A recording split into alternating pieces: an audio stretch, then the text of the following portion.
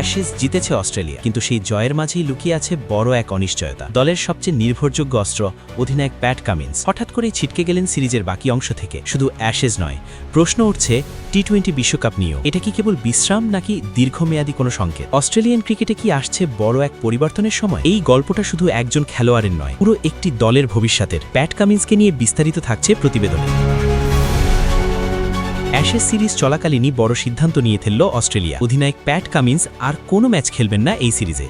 Boxing day টেস্টের দল ঘোষণার সঙ্গেই বিষয়টি পরিষ্কার হয়ে যায়। এরপর প্রধান কোচ অ্যান্ড্রু ম্যাকডোনাল্ড নিশ্চিত করেন অ্যাশেজে কামিন্সের অধ্যায় শেষ হয়ে গেছে এক ম্যাচেই। সেই ম্যাচেই অবশ্য তার অবদান ছিল অসাধারণ এবং অস্ট্রেলিয়া সিরিজ জয়ে বড় ভূমিকা রেখেছে। এই সিদ্ধান্ত হঠাৎ নেওয়া নয়, দীর্ঘমেয়াদী স্বাস্থ্যের কথা মাথায় রেখে নির্বাচক ও মেডিকেল টিম আগেই পরিকল্পনা করেছিল কামিন্সকে আর ঝুঁকিতে ফেলা হবে না। ওয়েস্ট ইন্ডিজ সফরের পর তার পিঠে স্ট্রেস রিয়াকশন ধরা পড়ে। একজন ফাস্ট বোলারের জন্য এই ধরনের ইনজুরি সবসময়ই উদ্বেগের। পুনর্বাসন প্রক্রিয়া শেষ করে তিনি অ্যাডিলেড টেস্টে ফিরেছিলেন এবং সেখানেই নিজের গুরুত্ব আবারও প্রমাণ করেন। অ্যাডিলেডের সেই টেস্টে কামিন্স নেন 6টি গুরুত্বপূর্ণ উইকেট। তার আগ্রাসী বোলিংয়ের উপর ভর করেই অস্ট্রেলিয়া 82 রানের জয় পায়। এই ম্যাচটি ছিল শুধু জয়ের নয়, বরং কামিন্স কতটা লড়াকু মানসিকতার অধিকারী তারও প্রমাণ। এই এক ম্যাচ খেলাতেই নাকি পুরো মেডিকেল টিমকে দিতে হয়েছে সর্বোচ্চ চেষ্টা। অ্যান্ড্রু ম্যাকডোনাল্ড নিজেই জানিয়েছেন কামিন্স এখন অনেকটাই সুস্থ, কিন্তু তারপরও সিরিজের বাকি অংশে তাকে খেলানো হবে না। কারণ হিসেবে তিনি বলেন কামিন্সকে শুধুমাত্র একটি ম্যাচ পর্যন্ত ফিট করে তোলাটাই ছিল বিশাল এক চ্যালেঞ্জ।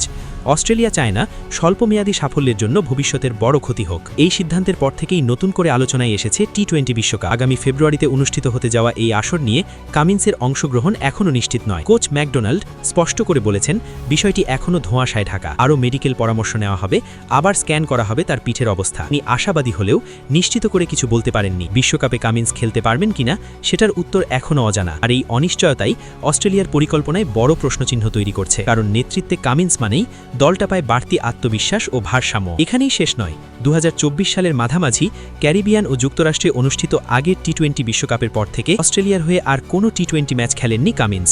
অর্থাৎ দীর্ঘদিন ধরেই এই ফরম্যাটে তার ম্যাচ অনুশীলন নেই। এর মধ্যেই ইনজুরি অনিশ্চয়তা যোগ হওয়ায় পরিস্থিতি আরও জটিল হয়ে উঠেছে। এরপর সামনে আছে আইপিএল 2026। টি-20 বিশ্বকাপ শেষ হলেই শুরু হবে সেই টুর্নামেন্ট যেখানে সানরাইজার্স হায়দরাবাদের অধিনায়ক হিসেবে কামিন্সের খেলার কথা রয়েছে। ফলে অস্ট্রেলিয়া ক্রিকেট বোর্ডের সামনে এখন কঠিন সিদ্ধান্ত, দেশের হয়ে বিশ্বকাপ নাকি খেলোয়াড়ের দীর্ঘ ক্যারিয়ার রক্ষা। একদিকে অ্যাশেজ জয়, অন্যদিকে অধিনায়ককে ঘিরে এত প্রশ্ন। প্যাট কামিন্সের এই বিরতি কি সাময়িক নাকি অস্ট্রেলিয়ান ক্রিকেটের জন্য বড় এক টার্নিং পয়েন্ট, সেই উত্তরই এখন খুঁজছে ক্রিকেট দুনিয়া।